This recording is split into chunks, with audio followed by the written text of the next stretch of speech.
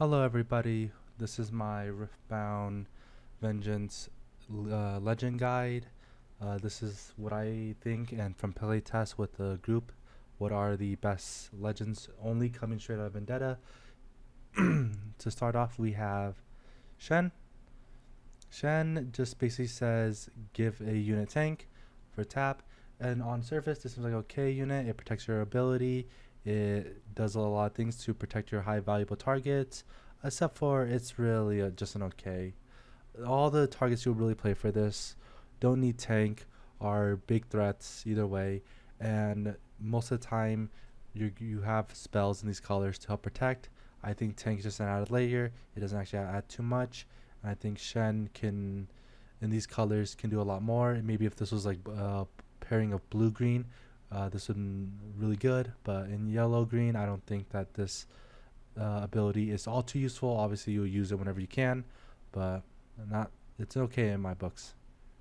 The next unit is Nasus. Nasus says whenever I place a unit gear or activate an ability with 7 or more, you may exhaust me to raid 2 runes. I think this is really bad. I think in blue-green there's not too many things you'll be playing that are 7 or more. I think that the two legends before this, Ari and Lilia, did not utilize high costing units that are in one single spell that are 7 or more.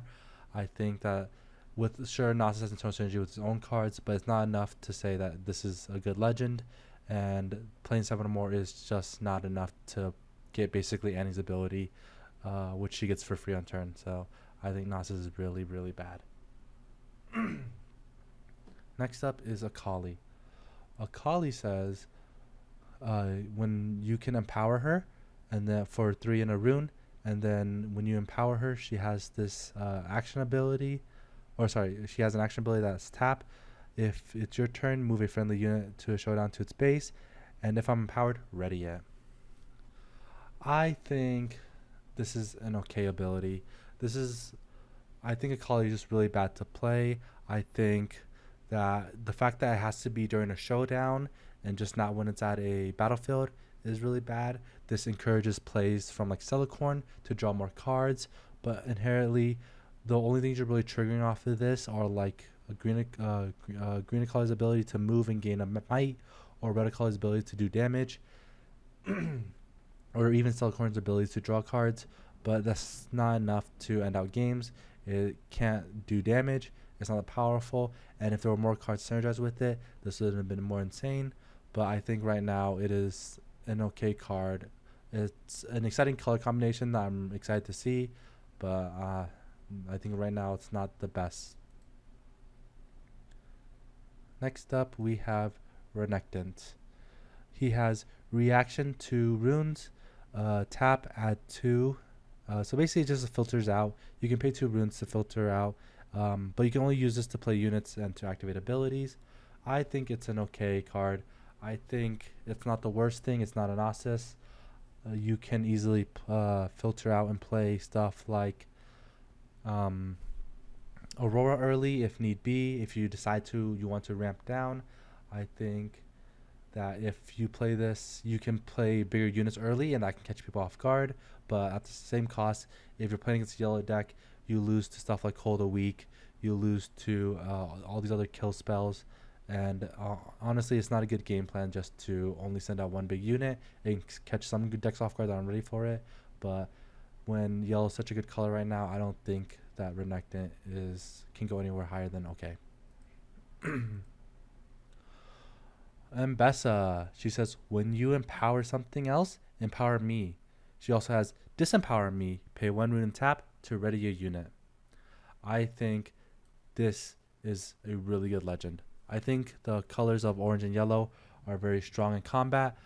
Set has been one of the most dominant cards. Legends to be able to do combat damage.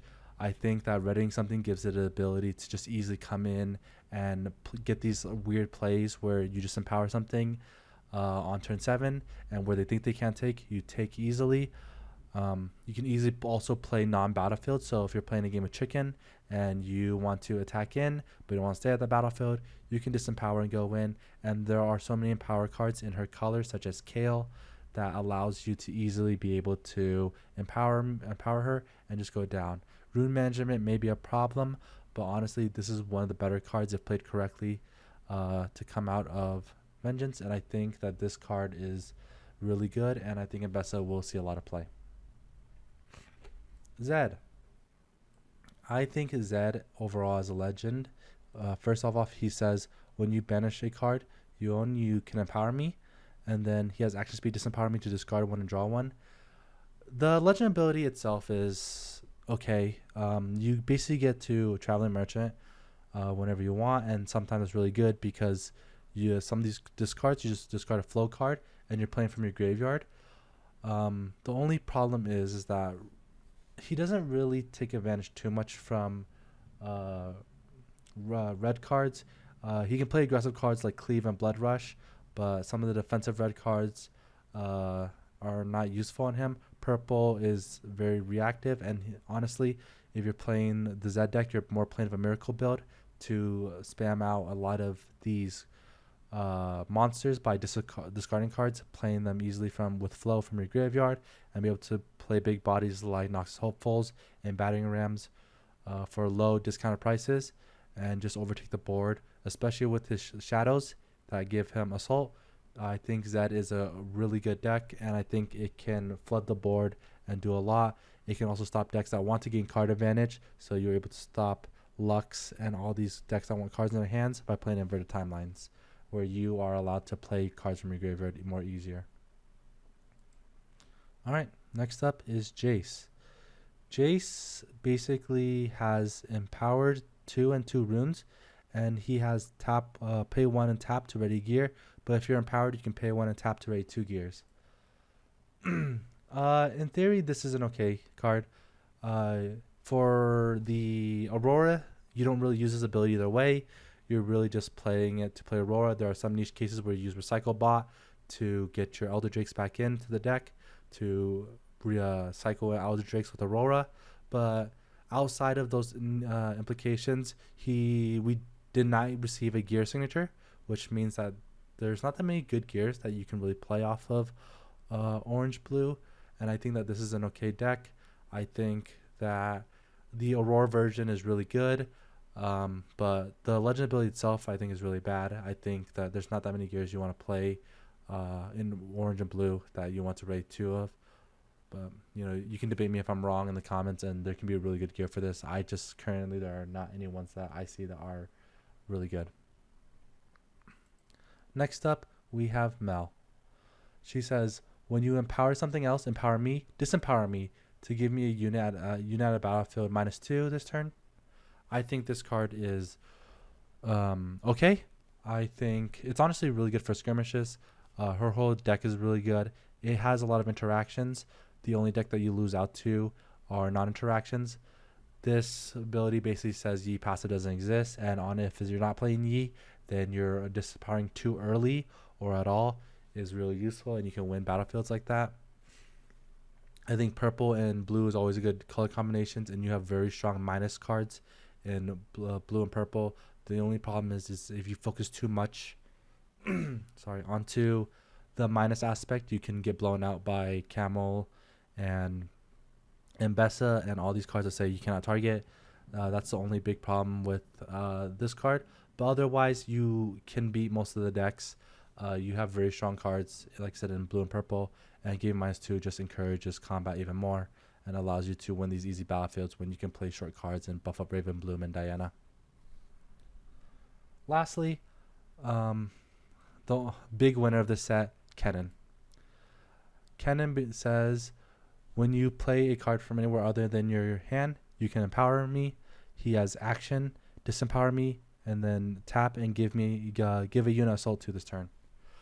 Kennen is interesting because he's one of the 3 new color combinations that came out. That other one being Jason Akali. Kennen, and especially towards his decks, there are a lot of variants towards it because his ability is so good. He gives assault 2 for free. If you play the token variant, it just means that he can easily come in and take, and then you can bait a hook to search for another unit bigger, and then you play that and re-assault to him. His Inherit Legend spell, Lightning Rush, allows him to flow and easily give him his empowerment, and then also just playing your unit from the unit zone allows him to be empowered. And there are a lot of ways to easily trigger his ability. The decks that he plays are very good. You can play a miracle package. You're allowed to play a token package with beta hook. You can play a big beta hook build. There are many variety of options because of Ken's ability being so good that synergizes very well. I think Ken is the best winner of this deck, and it's hands down the best legend in the set.